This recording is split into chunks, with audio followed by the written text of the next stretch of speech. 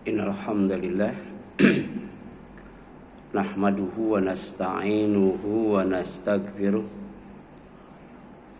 wa na'udzu billahi min syururi anfusina wa sayyiati a'malina may yahdihillahu fala mudhillalah wa may yudlil fala hadiyalah wa asyhadu an la ilaha illallah wahdahu la syarikalah wa asyhadu anna Muhammadan abduhu wa rasuluh. Amma ba'd, faqala Allah ta'ala fi kitabihil karim, a'udzu billahi minasyaitonir rajim. Ya ayyuhalladzina amanu taqullaha haqqa tuqatih wa la tamutunna illa wa antum muslimun. Puji dan syukur kita panjatkan kepada Allah Subhanahu wa taala yang masih menghadirkan kita di salah satu rumahnya untuk mendapatkan rahmatnya berupa tiket masuk surga, dan untuk mendapatkan karunia-Nya berupa fasilitas yang ada di surga, dan untuk mendapatkan hidayahnya, petunjuk yang akan membimbing kita, yang akan mengantarkan kita, dan yang akan menyampaikan kita sampai di pintu surganya. Itulah kenapa kita hadir di salah satu rumahnya, yaitu Masjid Babut Taqwa, apalagi dalam rangka tolabul ilmi, menuntut ilmu, mengkaji ilmu, Dan ternyata kehadiran kita di majelis yang mulia ini, pertama ada kaitannya dengan kehendak Allah. Jadi kalau tidak dikehendaki Allah, kita tidak mungkin hadir di majelis ini. Wa ma tasyauna illa ayyasha Allah. Apa yang kalian kehendaki itu tidak akan mungkin terwujud kecuali kalau Allah menghendakinya. Yang kedua, kita hadir di sini, kenapa? Karena dipilih oleh Allah. Bukan hanya dikehendaki oleh Allah, tapi juga Allah memilih kita untuk hadir di rumahnya. Kalau yang dipilih itu banyak atau sedikit? Sedikit. Makanya jangan aneh gitu ya. Jangan heran, jangan kaget. Kalau yang hadir di majelis ilmu, yang hadir di masjid itu enggak banyak. Sebab kalau hadir semua, kayaknya Masjid Babut Taqwa itu satu RT aja penuh kayaknya. Satu RT, apalagi satu RW. Dan oleh karena itu, tema kita pada subuh pagi ini adalah pilihan Allah adalah pilihan yang terbaik. Kita diperintahkan berdoa, tapi juga diperintahkan untuk ikhtiar. Ikhtiar itu memilih yang terbaik. Jadi kalau tidak baik jangan dipilih. Tapi ternyata pilihan yang terbaik itu adalah pilihan Allah. Makanya kita hadir di sini ini karena kehendak Allah, karena pilihan Allah, inilah yang terbaik bagi kita. Jadi pilihan Allah adalah pilihan yang terbaik walaupun tidak sesuai dengan keinginan. Kadangkala bukan hanya tidak diinginkan, tapi juga kita tidak tahu, tidak tahu apa maksudnya. Allah menjadikan kita sakit, kan nggak tahu ya. Tapi yang jelas itu pilihan yang terbaik. Allah menjadikan kita sakit, Allah menjadikan kita miskin misalnya. Itu adalah pilihan yang terbaik untuk mendapatkan yang terbaik. Jadi walaupun kita jadi orang miskin, tetap aja berikhtiar untuk menjadi yang terbaik dengan memilih pilihan Allah yang terbaik. Makanya ma yakhtaruhullah laka huwa khair. Hatta law kana kharij, rabbatik katanya. Jadi apa yang Allah pilihkan untukmu adalah kebaikan. Kebaikan untukmu. sekalipun tidak sesuai dengan keinginanmu. Ya. Bangun malam itu ya tidak sesuai dengan keinginan. Ya. Inginnya kan tidur. Ya. Tetapi ketika kita bisa bangun malam, itu kehendak Allah, itu pilihan Allah. Ya. Kemudian pilihan Allah selalu terbaik. Ya. Tidak ada yang dipilih Allah itu, tidak ada yang tidak baik. Bahkan bukan hanya baik, tapi yang terbaik. Ya. Ini akidah ini masalah keimanan, masalah keyakinan. Ya. Makanya tidak boleh kita punya penyakit yang namanya halu'a. Ya. Apa halu'a itu? Keluh kesah. Ya. Ketika diuji dengan yang tidak menyenangkan, gampang sekali putus asanya. Tapi ketika diuji dengan sesuatu yang menyenangkan, pelit banget. Nggak mau berbagi dengan yang lainnya. Ya. Jadi fala yuakhirullahu amron illa li khairin. Maka Allah tidak mengakhirkan suatu perkara kecuali untuk kebaikan. Kita berdoa, ya Allah kasih saya rumah, ya Allah kasih saya mobil, ya Allah kasih saya istri yang salihah. Ternyata kemudian ya rumah nggak punya, mobil nggak punya, ya. Kemudian istrinya galak dan sebagainya. Ya. Itu sebenarnya ditangguhkan, diakhirkan. Ya. Jadi belum waktunya buat kita. Malah Allah hendak tahu, ya, di mana sampai di mana batas kesabaran kita. Ya, sebab ada lagu indah pada akhirnya ya. Ya. Jadi itu sebenarnya terinspirasi mungkin ya dengan pilihan Allah. Jadi ketika Allah menangguhkan ya sesuatu kepada kita yang kita inginkan, itu sejatinya itu lebih baik ya gitu. Seandainya Allah ngasih mobil sama kita, di mana nyimpennya ya? Garasi nggak punya, ya bisa nggak kita mengeluarkan biaya untuk ya perawatannya, untuk pajaknya dan sebagainya? Ya makanya kalau kita minta ya Allah kasih saya Lamborghini misalnya, nggak bakal dikabulkan. Mungkin pajaknya berapa tuh Lamborghini Pak? Mahal itu ya. Ya. Terus di mana garasinya gitu ya? Jadi ketika kita ya Allah jadikan kasih saya istri yang salehah, kenapa belum dikasih? Karena kita belum soleh ya, belum soleh. Kan Allah menciptakan makhluknya itu kan berpasang-pasangan, dan kemudian kita disuruh nikah itu dengan yang sekufu, ya, gitu. Makanya ubah diri kita, maka insya Allah yang lainnya pun akan berubah. Kalau kita tidak salih, tidak mungkin mendapatkan istri yang salihah. Ya. Seperti kalau kita ingin punya ilmu tapi tidak pernah hadir di majelis ilmu, nggak bakal dapat itu. Ya. Kemudian wala yuharrimuka amron illa li khair. Demikian pula Allah tidak mengharamkan satu perkara kepada kamu kecuali untuk kebaikan. Jadi semua yang diharamkan oleh Allah itu baik, semua yang diperintah oleh Allah itu baik, tidak ada yang tidak baik. Ya.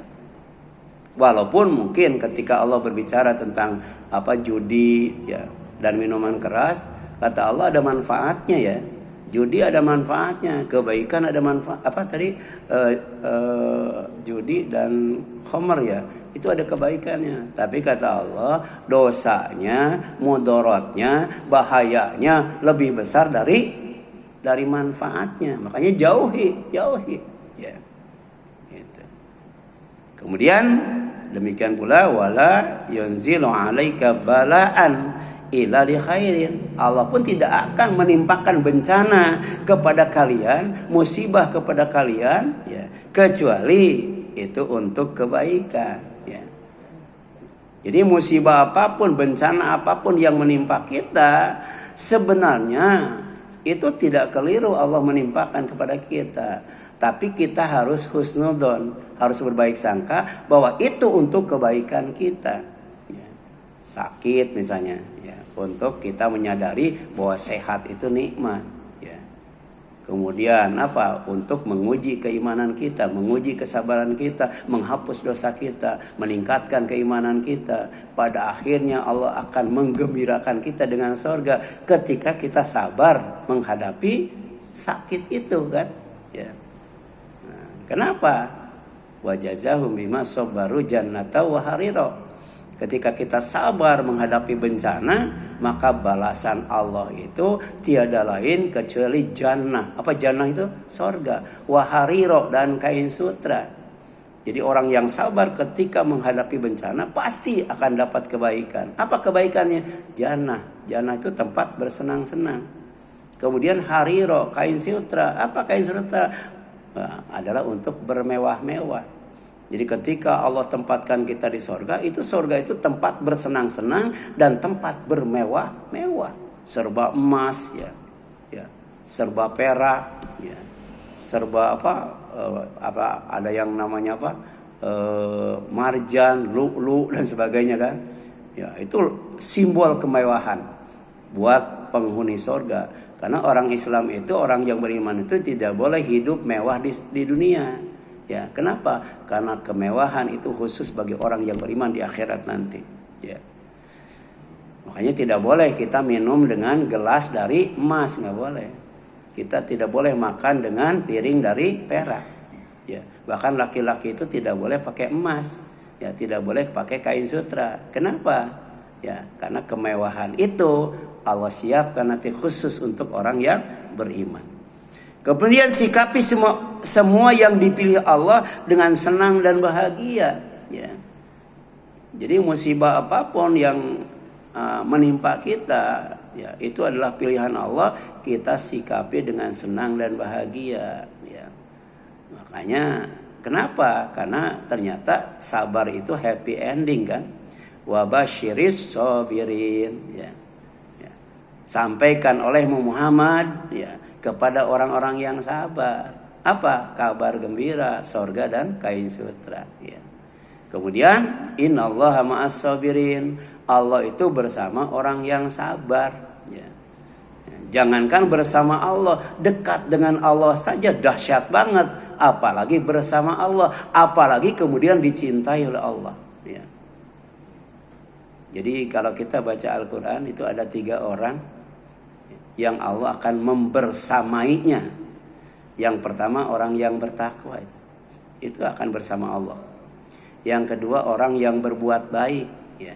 Yang ketiga orang yang sabar itu, ya. Insya Allah, ya, Allah akan bersama kita. Makanya lidza fala tahzanun, oleh karena itu maka janganlah kamu bersedih, ya. Ya. Kemudian fakulul umur khair, karena setiap urusan, ya, itu adalah baik. Makanya ada doa, ya. Ini yang diajarkan oleh Rasul. Allahumma ahsin akibatana fil umuri kulliha. Ya. Ya Allah, ya, jadikanlah baik, ya, kesudahan kami dalam semua urusan. Ya. Jadi urusan yang kita hadapi semuanya kita mohonkan kepada Allah agar endingnya adalah kebaikan. Tapi kemudian wa ajirna min khizyid dunya wa adzabil akhirah. Ya. Lindungi kami, ya. Dari apa? Dari kehinaan dunia, ya, dan azab akhirah, ya. Jadi jangan sampai hidup ini, ya, pertama di dunia dihinakan dengan bencana, di akhirat, ya, dinistakan dengan azabnya. Itu doa luar biasa. Doa itu singkat, padat, ya, dan kemudian gampang untuk dihafalkan. Allahumma ahsin akibatana fil umuri kulliha wa ajirna min khizyid dunya wa adzabil akhirah. Coba baca 40 kali, insyaallah hafal. Ya kan gitu ya. Cara menghafal Quran begitu kan, pendek tapi diulang-ulang. Insyaallah hafal itu, ya. Ini di makalah ada, ya, saya kirimkan doanya, ya. Kemudian wa rabbul khair la ya'ti illa bil khair. Allah sebagai Rob, Tuhannya kebaikan, tidak mungkin dia membawa kecuali yang dibawa adalah kebaikan, ya. Jadi Allah tuh datangnya membawa kebaikan, Allah itu, ya. Baik datang membawa perintah atau datang membawa larangan atau datang membawa nasihat, ya, berupa juklak dan juknis untuk melaksanakan perintahnya dan untuk menjauhi larangannya, ya. Adzunub, semua dosa, wal ma'asi, dan semua pemaksiatan itu tuzir ya, wala budda. Harus kita yakin dosa dan maksiat itu membahayakan. Dosa dan maksiat itu mencelakakan. Dosa dan maksiat itu mengundang bencana dan azab. Bencana di dunia, azab di akhirat. Ya, dan itu pasti harus kita yakin. Makanya jauhi, kalau bisa jauhkan. Ya. Menjauhi dengan menjauhkan, gampangan mana tuh? Ya. Nah, kita menjauhi maksiat, berarti kita meninggalkan maksiat itu. Yang kedua, menjauhkan maksiat. Jangan sampai maksiat itu ada di dekat kita. Itu perlu power ya. Ya, perlu kekuatan. Kalau menjauhi kan hati itu kalau menjauhi. Tapi kalau menjauhkan kekuasaan ya, gitu. Ya. Tapi kemudian ya ada iman yang paling lemah ya. Kalau kita hanya sekedar bisa menjauhi. Kalau bisa sih menjauhkan. Jadi menjauhkan sesuatu yang tidak baik itu ya, jangankan berupa maksiat ya. Yang namanya sampah, yang namanya duri saja kan, itu termasuk bagian dari keimanan ya. Jadi kalau di masjid ada sampah ya, ada sesuatu yang tidak enak dilihat, kemudian kita buang ya. Itu sebenarnya bisa menutup kesalahan itu ya, itu. Ini tugas merbot yo, gede banget pahalanya yo. Kotoran masjid dibersihkan ya. Gitu. Itu luar biasa itu ya. Tapi kalau ada sampah di masjid jangan nunggu merbot. Mas Do, tuh ambil tuh sampah. Oh, itu kesempatan itu. Jangan nyuruh orang, kita yang ambil. Karena itu kafarat ya. Kafarat itu untuk menutup kesalahan kita ya. Itu luar biasa ya. Islam itu benar mencintai kebersihan ya dan keindahan ya. Kemudian fa innahuma ya. Fa inna mimma tafaqa alaihi ulama ya wa arbabus salam suluk ya, ada ahli suluk ya, ahli hikmah ya. Ya. Dan kemudian para ulama ya, di antaranya menyepakati. Mereka sepakat ya innalil ma'asi atharon wasarotin ya. Jadi annalil ma'asi sesungguhnya ya, segala bentuk kemaksiatan apa saja itu atharon itu ada dampaknya itu ya. Kemudian wasarat ya, ada juga akibatnya ya. Wa anna laha ukubat, di samping juga ada hukumannya ya. Jadi ada asar ya, ada sarat, ada ukubat ya. Setiap maksiat itu. Makanya jangan main-main dengan dosa. Ya, pertama ala qalbil asi. Maksiat itu ada ya dampaknya, ya, pengaruhnya, akibatnya terhadap hati itu. Orang yang melakukan maksiat itu hatinya lain. Bahkan dalam surat Al-Mutaffifin yang sering dibaca oleh Mas Reza ya, itu ada ron ya. Setiap kali kita melakukan kemaksiatan, Allah bikin satu titik dalam hatinya, titik hitam. 2 kali 2 titik hitam. Jangan sampai hati itu dipenuhi dengan titik-titik hitam. Kalau hati sudah dipenuhi dengan titik-titik hitam, maka Allah datangkan yang namanya kunci. Ya, setelah dikunci dipatri. Ya, bahaya tuh. Kalau hati sudah dikunci dan dipatri karena banyak titik-titik hitamnya akibat berbuat maksiat, pertama iman nggak bisa masuk. Bahaya. Hati itu tempat iman tuh. Iman nggak bisa masuk. Yang kedua apa? Yang kedua kufur nggak bisa keluar tuh. Dikunci, dipatri oleh Allah Subhanahu Wa Taala. Ya. Itu surat apa tadi? Al-Mutaffifin. Ya. Kemudian ada juga dampak, ya, akibat dan hukumannya wa badanihi terhadap badan ya, terhadap fisik ya. Jadi ada salah satu hikmah ya, yang namanya sholat malam itu ya, itu katanya wajahnya itu beda dengan orang yang tidak pernah sholat malam ya gitu. Kemudian wa ala dinihi wa aqlihi, bahkan pengaruhnya ada terhadap akalnya, terhadap agamanya ya. Jadi hati-hati itu dengan yang namanya maksiat. Ada pengaruhnya terhadap hati, ada pengaruhnya terhadap badan, ada pengaruhnya terhadap agama, bahkan ada pengaruhnya terhadap kecerdasan itu. Ya. Kemudian ya, wa ala dunyahu wa akhiratihi, ada kaitannya dengan dunianya dan akhiratnya. Ya. Di antaranya, ya, gitu. Allah Subhanahu Wa Taala gitu, itu akan menahan rizki, ya, dari seorang hamba, ya, akibat maksiat yang dilakukannya. Ya. Jadi Allah itu apa yang ada di sisinya tidak akan diberikan kepada siapapun kecuali dengan mentaatinya. Ya. Jadi kalau kita mau dapat rezeki Allah, taat kepada Allah. Tapi kalau kita maksiat, ya pertama Allah menahan rezeki yang seharusnya buat kita, bahkan tidak akan memberikannya. Ya. Makanya kata Rasul SAW bahwa ya, yang menyebabkan manusia mati itu ada dua.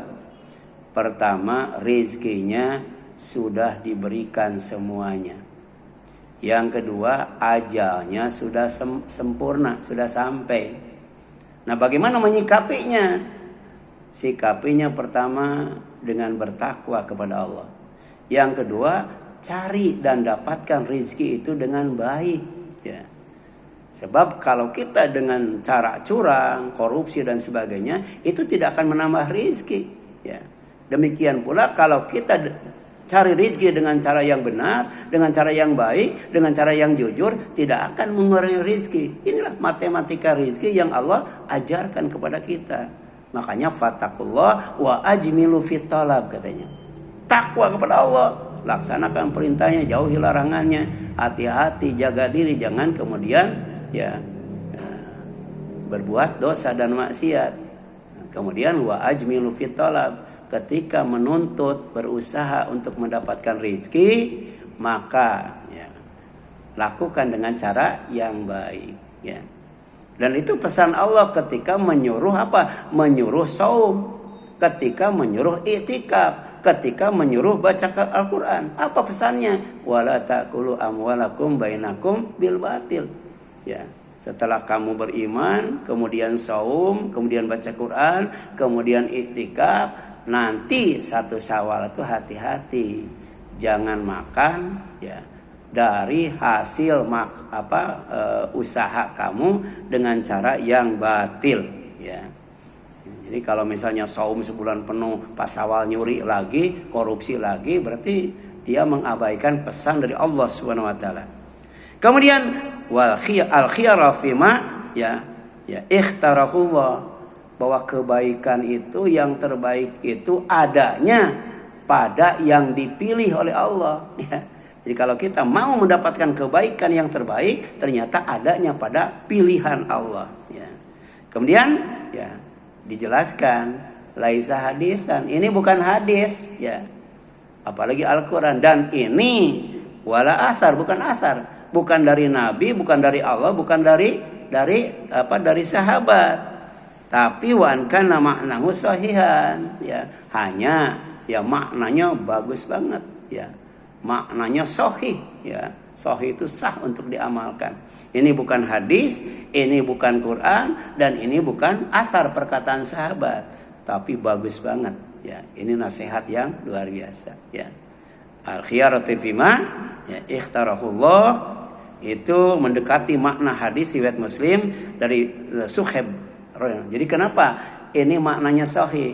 Karena ada hadis yang maknanya hampir sama, mendekati apa yang tadi disampaikan, ya, bahwa al-khiyarah fima ya ikhtarahullah, ya, bahwa yang terbaik itu ada pada yang dipilih oleh Allah Subhanahu Wa Taala. Nah, ini hadisnya riwayat Muslim, ya, dari Suhaib radhiyallahu anhu. Anna Nabiyya sallallahu alaihi wasallam qala, bahwa Nabi pernah bersabda, ajaban li amril mu'min, alangkah menakjubkannya, alangkah mengagumkannya ya urusan orang yang beriman, ya. Jadi hidup orang yang beriman itu kalau kata Rasul menakjubkan, mengagumkan. Kenapa? Ana amrahu kullahu lahu khair. Karena setiap urusan ya yang dia hadapi, ya yang dia alami, semuanya baginya adalah baik, ya.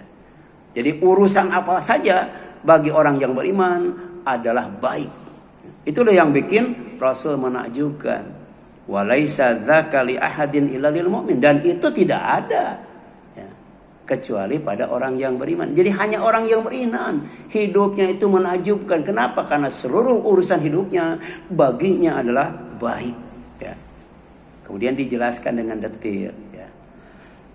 In asabahu sarra syakara fakana khairan lahu. Jika musibah yang menimpa kepadanya adalah yang menyenangkan, disehatkan, dikayakan, dikasih jabatan yang tinggi, gaji yang besar, dihormati, disegani, dan lain sebagainya, dia sikapi dengan syukur, bukan dengan sombong.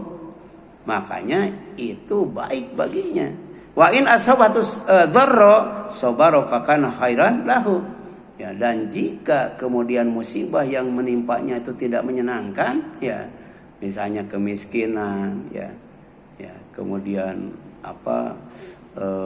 rezekinya oleh Allah tuh dibatasi ya.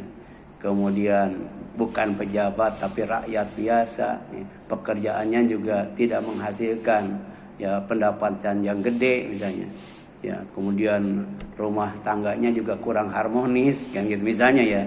Itu sabaro, dia sikapi dengan sabar, fakana khairan lah, dan itu adalah baik baginya.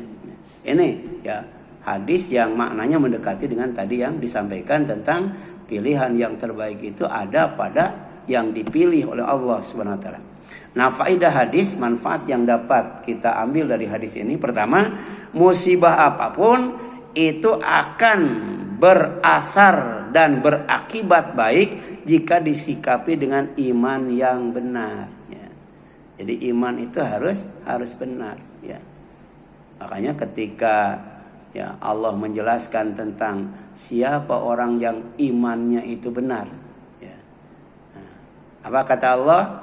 Ya, apabila disebut nama Allah hatinya gemetar. Apabila dibacakan Al-Quran bertambah imannya. Dan kemudian selalu bertawakal kepada Allah dengan selalu mendirikan sholat dan menyisihkan sebagian hartanya untuk berinfak. Ulaika humul mu'minuna haqqo. Itulah orang iman yang sebenarnya. Lahum darajatun inda rabbihim wa maghfiratun wa rizqun karim. Kebaikan yang didapat apa?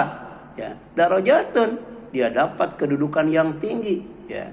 Kedudukan yang tinggi. Jadi ternyata dengan iman itu kita makin dekat dengan Allah, makin benar, makin dekat dengan Allah, makin dekat dengan surga Allah. Dengan kufur makin jauh dari Allah, makin dekat dengan neraka Allah ya. Kemudian apa lagi? Wa magfiratun, dapat ampunan Allah, dapat surga, dapat ampunan Allah. Wa rizqun karim, dan dapat rizki yang mulia, rizki di surga. Jadi semua yang ada di dunia ada di surga. Tapi ada rizki yang Allah berikan di surga tidak ada di dunia. Ya, itu rizkun karim. Kenapa? Karena penghuni sorga itu adalah al-mukram ya. Orang-orang yang dimuliakan oleh Allah Subhanahu wa taala. Jadi kalau kita bisa mengamalkan surat Al-Ma'arij surat 70 mulai ayat 19 ya. Maka kata Allah, ulaika fi jannatim mukramun. Mereka itu oleh Allah akan ditempatkan di sorga dalam keadaan dimuliakan. Ya, makan dilayani, minum dilayani, kan gitu ya. Ya, mau ngambil buah-buahan di surga dipendekkan, didekatkan, luar biasa itu. Ada sungai, ada mata air, buah-buahan banyak, semuanya tidak ada mengenal musim dan kemudian tidak dilarang. Kemudian ada permadani yang dihamparkan, bahkan disediakan bidadari yang langsung jadi perawan itu ya, jadi gadis ya. Kalau istri kita kan dari bayi dulu ya. Dari bayi, anak-anak, ya remaja kan. Tapi kalau Allah menciptakan bidadari langsung jadi perawan, jadi gadis tuh, ya itu. Ya. Jadi penghuni surganya 33 tahun, ya. Ya. Itu berarti bidadarinya berapa tahun ya? Kan luar biasa itu, ya. Nah kemudian bagaimana cara menyikapi ya musibah, baik yang menyenangkan atau tidak menyenangkan, dengan cara yang benar, dengan iman yang benar? Pertama bersyukur ya jika menyenangkan, asaro. Yang kedua bersabar jika tidak menyenangkan, adzaro ya. Dan ternyata musibah itu ya, kalau kemudian kita baca Al-Quran, ada yang disebut faqadara alaihi rizqahu. Ada orang yang rizkinya dibatasi oleh Allah. Kita jangan suudzon kepada Allah. Berarti Allah sudah sedang menghinakan aku. Enggak. Ya. Allah bisa menjadikan orang miskin itu mulia. Tapi bisa jadi orang kaya itu hina. Ya. Salah satu cara Allah memuliakan orang miskin itu, Allah memasukkan ke dalam surga lebih dulu daripada orang kaya. Itu cara Allah muliakan. Makanya ketika musibah apapun menimpa kita, terutama musibah yang tidak menyenangkan, kita tidak boleh suudzon, ya. Tidak boleh ahanan, ya. Dia telah menghinakan aku. Tapi ketika disenangkan, dimuliakan, akroman, dia telah memuliakan aku. Enggak, kemuliaan itu tidak terletak pada itu, tapi terletak pada cara menyikapi musibah itu dengan benar, yaitu dengan iman, ya. Kemudian apa musibah yang Allah ujikan kepada kita? Ya, supaya kita sabar. Bisyai'im minal khauf wa ju' wa naqsi minal amwal. Ya, dengan sedikit rasa takut. Karena rasa takut yang banyak itu ketika ditimpa bencana. Rasa takut yang paling banyak itu ketika disiksa neraka. Di dunia mah cuma dikasih sedikit rasa takut itu, ya. Ya. Betul kan? Ya. Ya. Menjelang pensiun rata-rata takut nggak Pak Asep ya, menjelang pensiun ya? Iya kan? Takut pendapatan berkurang dan sebagainya kan begitu. Itu cuma sedikit itu. Kemudian waju, rasa lapar juga sedikit. Allah ngujinya cuma 14 jam, 12 jam itu. Ya, dari mulai subuh sampai maghrib sebentar itu Allah nguji rasa lapar itu. Wa naqsi minal amwal, kekurangan yang namanya harta, ya. Ada kalanya orang kebutuhan sudah dicukupi, tapi masih kurang saja karena masih banyak keinginan, ya. Yang banyak itu sebenarnya kebutuhan atau keinginan? Iya, kalau kebutuhan sebenarnya cukup kita. Ya, kita butuh tempat tidur satu, kamar satu, ya. Ya, makan juga cuma satu piring, nggak mungkin satu bakul kan ya. Baju yang dipakai walaupun di lemari banyak cuma satu setel kan gitu kan. Tapi kadangkala tadi ada yang membuat manusia itu serakah sampai kemudian terjerumus dalam yang haram. Apa itu? Ingin memenuhi keinginan, ya. Nah, kemudian wal anfus wa samarat, ya. Kekurangan harta, kekurangan diri, kemudian kekurangan buah-buahan, ya. Makanya kalau kita mau dapat buah-buahan banyak, ya, dan gratis, nggak usah beli sorga. Wa fakihatin katsiratin la maqtu'atin wala mamnu'ah. Itu surat apa tuh? Ya. Surat Al-Waqiah kan? Ya. Jadi di sorga itu banyak sekali buah-buahan dan tidak mengenal musim. Bahkan tidak ada satu buah pun yang dilarang, gitu kan? Yang dilarang. Orang yang punya diabetes di dunia nggak boleh makan buah-buahan yang ada musimnya, ya. Misalnya buah-buahan yang ada musimnya apa?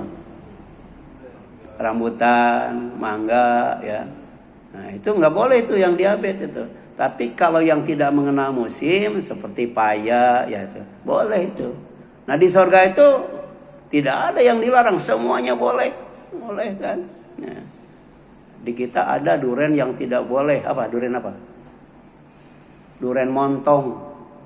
Montong itu kan bahasa Sunda, nggak boleh kan gitu. Durian montong. Ya, kenapa harganya mahal ya? Harganya mahal ya. Jadi sudah tidak sebanyak di sorga dan ternyata tidak gratis, harus beli. Ya. Bahkan kalau kita jalan-jalan ke mana itu, ke daerah Ciwidey kan di sana ada perkebunan stroberi, ya. Itu kalau masuk bayarnya 35.000, nggak tahu sekarang berapa. Ya, silakan dimakan sekenyangnya di kebun. Tapi kalau dipetik dibawa pulang dikilo lagi tuh kan. Nah, masuknya bayar, kemudian luarnya di bawah juga bayar kan gitu. Ya. Ya. Seperti kan kopi di sini, minyak wangi di sini, kalau diseduh di sini silakan ya. Dipakai di sini, kalau di bawah nggak boleh, nggak boleh. Ya. Itu aturan di dunia seperti itu. Ya. Jadi kurang harta, kurang diri, terus kurang apa lagi? Kurang buah-buahan. Ya. Itu kalau mau sehat seperti itu ya. Ya, gitu. Kan pengennya manusia tuh banyak harta, ya. Kemudian banyak buah-buahan. Saya kaget itu ketika ngisi di Taman Aries di sono di Jakarta Barat ya, RCT itu ya. Iya. Kan ada tuh Masjid Al-Hikmah Taman Aries. Itu merbotnya tuh luar biasa tuh. Ya. Benar-benar merbotnya tuh di ini ya, dijamin ya. Saya ke sana, kemudian nih katanya dibuka kulkasnya. Kulkasnya tuh ada segala macam buah-buahan dari jamaah itu, tuh. Ya. Nggak tahu kulkas Mas Tono ada buah-buahan nggak tuh? Luar biasa tuh, penuh tuh buah-buahan tuh. Nah, kan dulu saya ngisi seminggu sekali tuh dari di daerah Kebonjeruk ya. Merbotnya luar biasa tuh, makmur merbotnya tuh. Iya. Ya. Nah, kemudian ada 3 macam sabar ya. Tadi kan tidak bentuk musibah ya. Ini 3 macam sabar yang harus kita lakukan agar kita mendapatkan sorga dan kain sutra ya, kesenangan dan kemewahan. Pertama, wasabirina fil ba'sa, miskin itu ya, sabar ketika miskin itu ya. Yang kedua, wadharra, sabar ketika sakit. Yang ketiga, wahinal ba's, sabar ketika perang ya. Itu sabar yang paling tinggi ketika sakit, ketika miskin, atau ketika perang. Ketika perang ya. Sekarang di Gaza itu tempat mengungsi mereka tinggal Rafah katanya ya, Rafah. Itu pun sedang dibombardir. Ya. Nggak tahu nih ya. Kalau Allah tidak melindungi pasti habis itu ya. Itu sabarnya luar biasa ya. Itu. Nah, kemudian baru ya di bawahnya sakit. Nah, di bawah sakit itu miskin. Makanya saya tanya, mending kaya sakit-sakitan, mending miskin sehat. Nah, mending mana tuh? Ya? Iya, mending miskin sehat. Makan sambal aja enak ya. Kaya sakit-sakitan, semua nggak boleh. Nasi aja digram ya. Nasi aja digram itu ya. Nah, ini 3 musibah yang harus kita sabar menyikapinya. Pertama apa? Sabar ketika miskin, sabar ketika sakit, dan sabar ketika perang ya. Sampai di sini ya. Silakan, ada ingin bertanya, silakan.